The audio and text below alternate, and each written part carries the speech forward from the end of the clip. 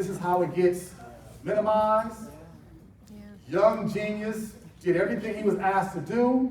He told her what he liked, told her what he didn't like. He gave her a question. She's disappointed in him. And so at this point in time, we wonder why some of our young geniuses disengage. This is why. When they check out, this is why. When they say, I don't need to be here anymore, this is why. Because when I bring my full, authentic self to the classroom, somehow it's not good enough for you. When I manifest my genius and tell you what I'm thinking and how I process the content, you tell me it's a problem. When I show up and try to participate, which is what you say you want, and I don't participate your way, you're disappointed. Right there. And I think the genius is the young people who say, you will not steal my joy. So I'd rather not show up to your class than to have my identity attacked. I'd rather not go to your classroom where I'm going to be constantly under assault. I'm intrigued by walking into high school classes and see certain kids who never go to certain periods, but they're in the school building. They'll go to period 1 and 2, skip 3, go to 4 and 5, skip 6.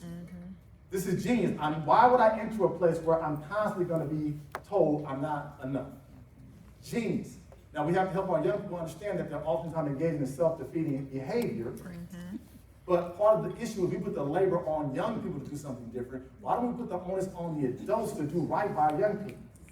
That's what we have to do. So as I close, folks, I come back to Sankofa. The symbol from West Africa says to go back and get it. It's to remember our roots.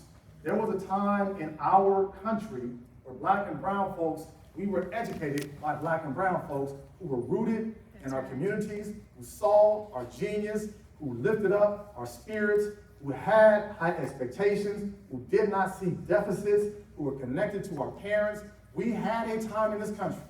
Though we did not have material wealth in those schools, we had material love in those schools. You had adults who looked at every student that they came into contact with and didn't say what's wrong with that child, they said what's right with that child. They didn't lower expectations, they demanded excellence. They didn't write them off, they pulled them in. If something wasn't right, they were sure to talk to parents and let them know your child is not giving me what I think he or she can give me. We have to go back to a time when we use education as a mode of uplifting our children and not tearing them apart. I have to firmly believe, perhaps naively, that we can do this. I think in schools all across our county, there are educators who are doing this the right way. They are oftentimes unsupported. They're oftentimes on an island, but they're the ones fighting for our young people. They're helping to recognize and cultivate their genius. I ask us to support them. Let this work be rooted in that very notion, the very idea that genius resides in every single student who walks into our classroom. The question is, are we willing to see it? Are we willing to lift it up? Are we willing to affirm it? So with that being said, folks, I want to say thank you for listening to me run my mouth. I'll stop it right there. I appreciate you all. Give yourselves a round of applause. Thank you so much.